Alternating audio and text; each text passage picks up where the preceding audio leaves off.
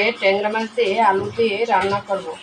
মাছটা একটু মাখিয়ে নেব, তাই লবণ দিলাম আর হলুদ দিলাম। দিয়ে দেবো একটুখানি তেল মাছ মাখানোর জন্য। মাছটা ভালোভাবে মেখে নেব। আসসালামু আলাইকুম গাইস, আপনারা সবাই কেমন আছেন? মাছটা মাইখা 10 মিনিটের মতো রেখে দেব। মাখা হয়ে গেছে, এখন রেখে দেব। মাছ রান্নার জন্য দিয়ে দেবো তেল,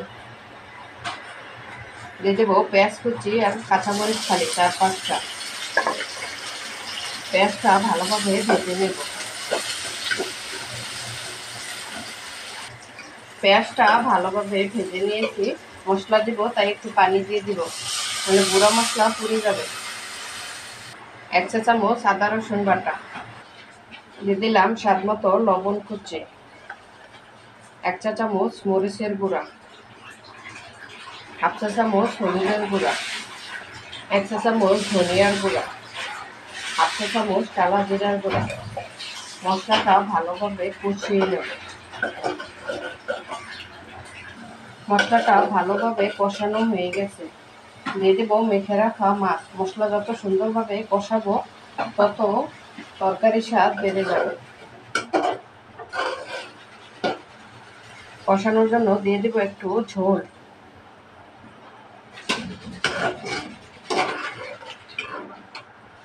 সিদ্ধ হওয়ার জন্য ঢাকনা দিয়ে ঢেকে দেব। মাছটা প্রায় কষানো হয়ে গেছে, একটু আলতোভাবে নাড়াচাড়া করে নিতে, নাহলে ভেঙে যাবে। সুন্দর একটা স্মেল বের হয়েছে।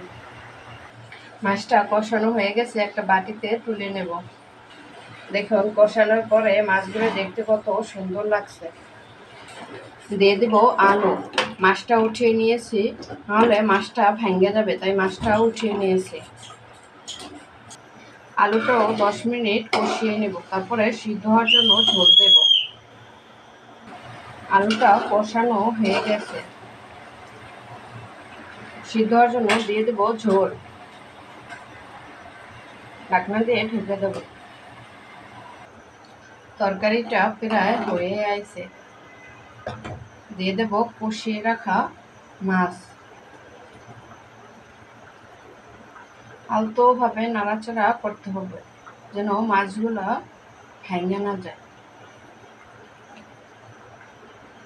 আবারও ঢাকনা দিয়ে ঢেকে দেব। তরকারিটা হয়ে গেছে, লাস্টে দিয়ে একটু টালা জিরার গুঁড়া দিয়ে দিব, তাহলে তরকারির স্বাদটাও বেড়ে যায় আর সুন্দর একটা স্মেল বের হয়। আমার ট্যাংরা মাছ দিয়ে আলু রান্না কেমন হয়েছে কমেন্টে জানাবেন, আর ভিডিওটি ভালো লেগে থাকলে শেয়ার করে দিবেন। আল্লাহ হাফেজ।